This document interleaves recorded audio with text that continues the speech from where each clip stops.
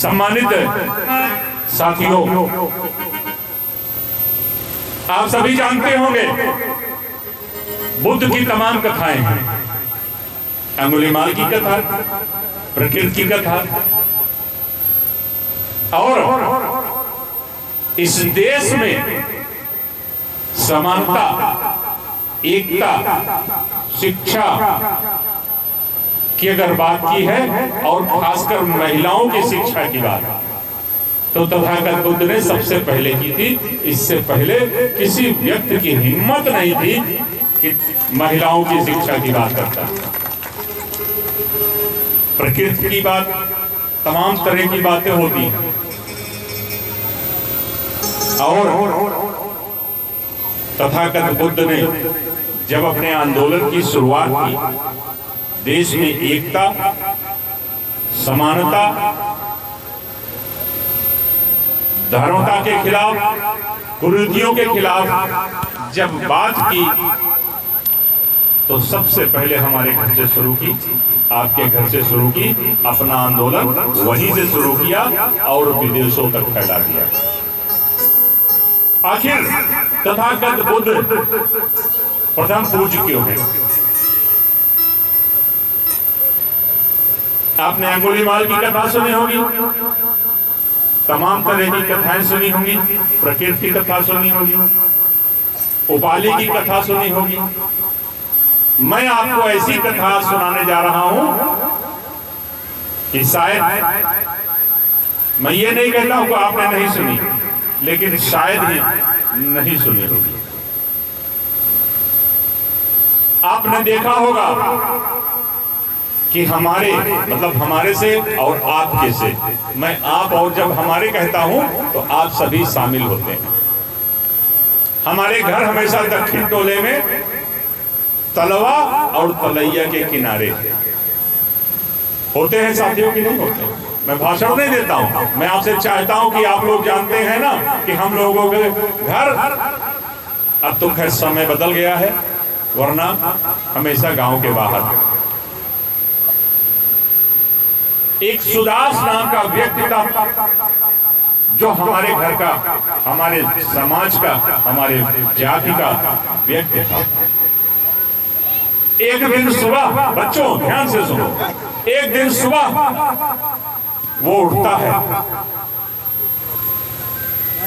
और वो देखता है कि हमारे घर के पीछे जो तलैया है उसमें एक कमल का फूल असमय खिला है, जिसका कोई समय नहीं था। वो सोचता है कि आखिर ये फूल इस समय क्यों खिला, क्योंकि हमारे लोग धनहीन तो होते ही हैं। अब आपकी बात नहीं कर रहा हूं मैं, उस समय की बात कर रहा हूं, तथागत बुद्ध के समय की। वो सोचता है कि अगर ये गुलाब, ये कमल का फूल मैं तोड़ लेता हूं तो तोड़ने के बाद तथागत बुद्ध के पास अगर मैं इसको ले जाऊंगा तो रास्ते में 1 रुपए का ये बिक जाएगा। वो व्यक्ति फूल तोड़ता है और मन में सोचते हुए चलता है कि 1 रुपए का ये फूल बिक जाएगा,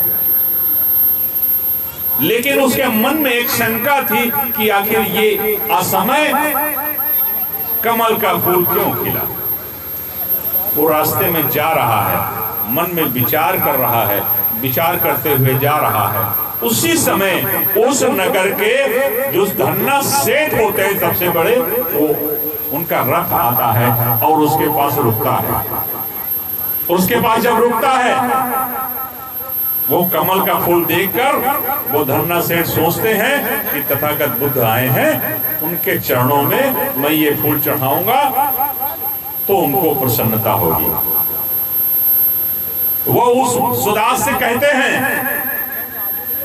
कि आप ऐसा कीजिए कि 500 स्वर्ण मुद्राएं ले लीजिए और ये कमल का फूल मुझे दे दीजिए।